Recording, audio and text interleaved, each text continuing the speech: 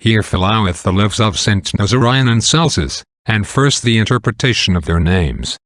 Nazarius is said of Nazarius, that is as much to say as consecrate or clean, or departed or flowered, or keeping. In a man be found these five: cogitation, affection, intention, action, and locution or speech. Cogitation or thought ought to be holy, affection clean, intention right, action just, and locution or speech moderate. All these things were in Saint Nazarius. He had an holy cogitation or thought, and thereof he said consecrate. He had affection clean, and thereof he said clean. He had intention right, and thereof he said departed. Intention is that departeth works, for of a simple eye cometh a bright body. Of a shrewd eye is made a dark body. He had action just, and thereof he said flowered, for a just man shall flower like a lily. Speaking or locution moderate, and thereof he said keeping, for he hath kept his ways in such wise that he had not trespassed in his tongue. Celsus is as much to say as high, for he enhanced him above himself, when he overcame his childish age by virtue of his courage. It is said that Ambrose, in the book of Gervas and Prothus, hath rehearsed the life and passion of them. In some books it is read that there was a philosopher having devotion to Nazarius that wrote his passion, which Celsus, which buried the bodies of the saints, laid it at the head of them. Of Saint Nazarius and Saint Celsus.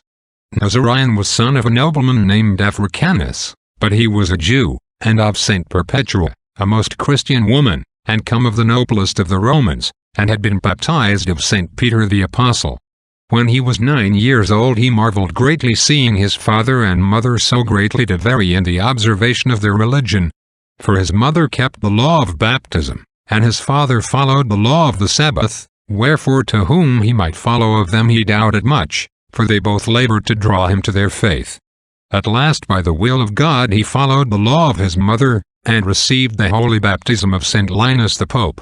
Which, when the father knew, he began to exhort and draw him from his holy purpose, and rehearse to him by order all the manner of torments that were ordained for Christian men, but he might not withdraw him from his holy purpose. That which is said, that he was baptized of Linus the Pope, it is to understand that Linus was not then Pope, but afterwards he was Pope.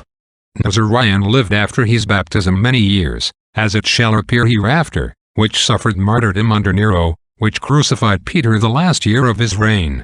Then when Nazarius would in no wise assent to his father, but preached Christ most constantly, his kindred dreaded lest he should be slain, and at their request and prayer he departed out of Rome, and took with him 7 sumpters charged and laden with riches and goods, which all he gave to poor people in the parts of Italy to which he came.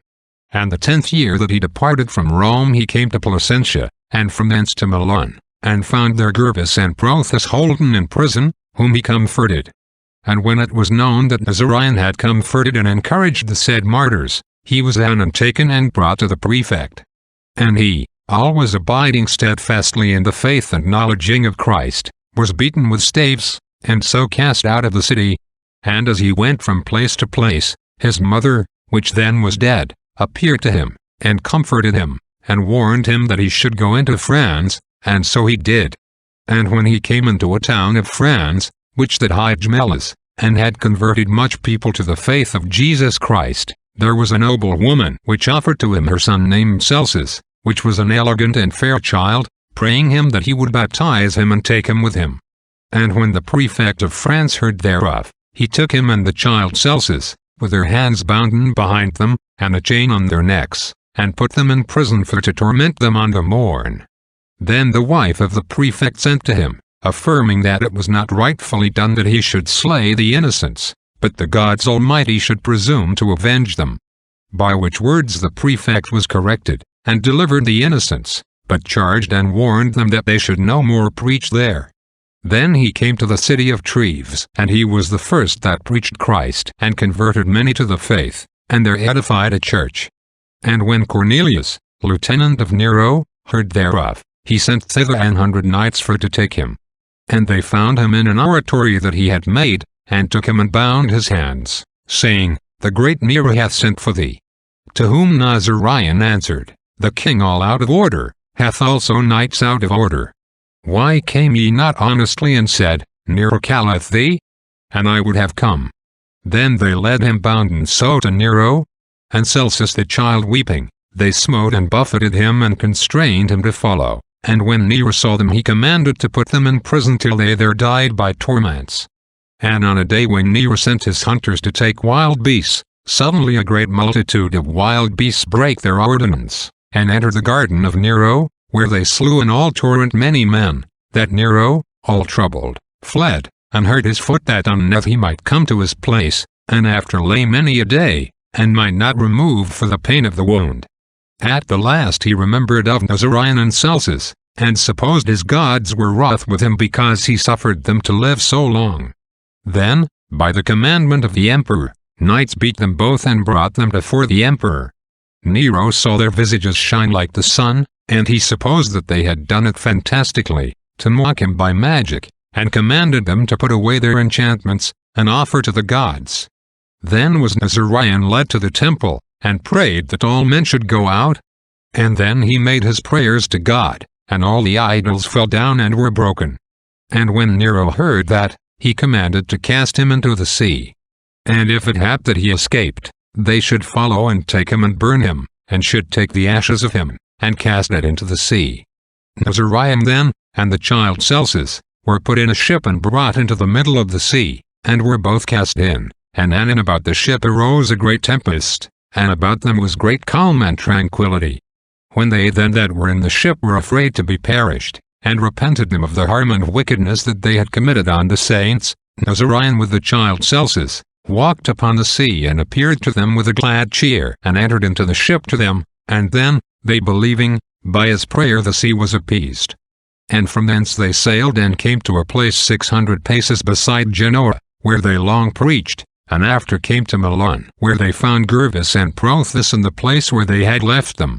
And when Anilinus the provost heard that, he sent him in exile, and Celsus the child abode in the house with a noble woman. Nazarius then came to Rome and found his father, then old and Christian, and inquired of him how he was christened, which said that Peter the apostle had appeared to him and bade him believe as his wife and son did. Then from thence he was exiled of the bishops into Milan again, from whence tofore he was exiled to Rome, and was now compelled again with wrong to go to Rome, where he was presented to the provost with the child Celsus, which then was led out of the gate of Rome, which is named 3 Walls, with the child Celsus, and there was beheaded. Whose bodies Christian men took up and by night buried them in a garden. And the next night they appeared to a holy saint named Celsus, saying that he should bury their bodies in his house more deeper for dread of Nero. To whom he said, I pray you first, my lords, that ye make my daughter whole of the palsy, which anon, when she was whole, he took the bodies, and as they commanded he did. Long time after this, God showed their bodies to St. Ambrose, and he left Celsus lying in his place, and took up the body of Nazarius with as fresh blood as he had been buried the same day, smelling a marvellous sweet odour, incorrupt, with his hair and his beard, and brought it to the church of the apostles, and there buried it honorably, and after took up the body of Celsus, and buried it in the same church. They suffered death about the year of our Lord 57.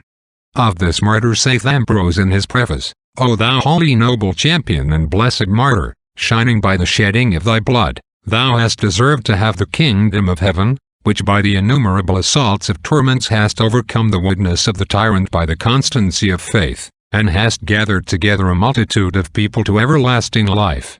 O thou martyr, of whose health the church joyeth more than the world joyed in his punishing, O thou blessed mother of her children glorified with torments, which led them not with wailing any sorrowing to hell, but departing hence followed her with perpetual laud unto the heavenly kingdoms. All this and more saith St. Ambrose.